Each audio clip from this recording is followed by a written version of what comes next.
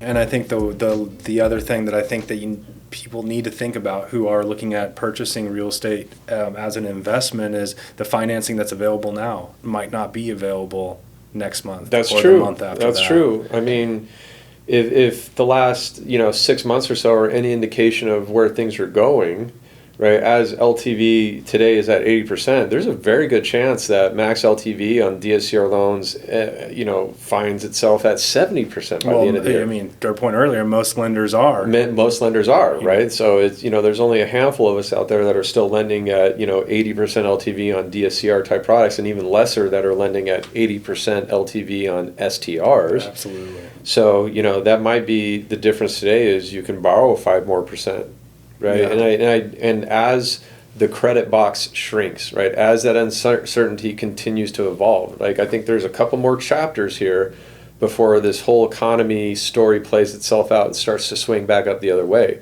Like I was talking about earlier, credit utilization is up. Mm-hmm. We're expecting an increase in foreclosures due to people that came out of mortgage forbearance and those balance sheets dwindling. There's just naturally going to be an uptick. Nothing like 2008, but it's going to be year over year, up, right? So as those things start to happen, we move into the credit portion of the fallout from inflation and COVID money and PPP and all that. As we move into the default and the credit, that credit box continues to shrink as a reaction to that market, meaning, again, that 80% no longer exists. You got to come in with 10% more.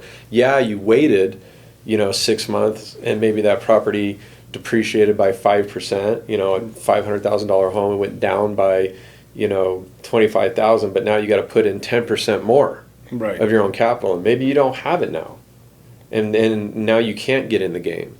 And, I think with real estate investors, there's never going to be a perfect time. I think you got to be, your mindset has to be fluid as an investor, right? Especially as it relates to your finances. Like, these aren't forever finances. The idea of a 30-year fixed mortgage is really of a bygone era, in my opinion, where, people bought one home and lived in it for 30 years and called it a day. But now, the life of most mortgages, if you look back over the last 20 years, you're probably looking about a lifespan on each mortgage of about 4 to 5 years, right? Yeah, absolutely. And being fluid with your financing and being savvy enough to, have an exit strategy is all the reason why now is as good of a time as any to invest in real estate.